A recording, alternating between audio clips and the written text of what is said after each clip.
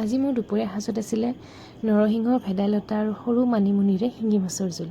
এই সকলোখিনি মই মিক্সিত পেষ্ট বনাই ল'ম, লগতে দিম নহৰু আৰু আদা।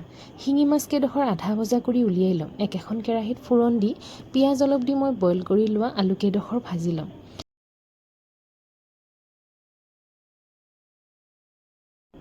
ইয়াৰ লগতে মই ভেদাইলতাৰ পেষ্টখিনি দি অলপ দেৰি ভাজি লৈ তাত মই পানী ঢালিম আৰু মাছখিনি দি উতলিব দিম। এতিয়া ছজিনাৰ বতৰ। ছজিনা মোৰ খুবেই প্ৰিয়। সেয়ে মই আজি ছজিনা কেনেদৰে বনাম আপোনালোকৰ লগত শ্বেয়াৰ কৰোঁ। তেলত মই পিঁয়াজ আৰু বিলাহী আৰু আদা নহৰু পেষ্ট দি ভালদৰে ভাজি ল'ম।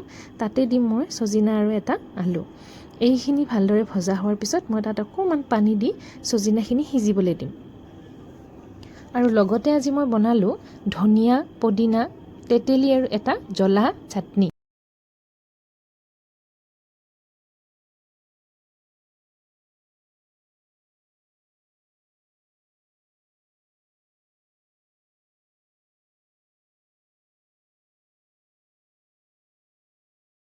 তাৰ লগত আছিলে মোৰ কাচকলৰ বৰ আৰু বিলাহীৰ মিঠা আম্বল।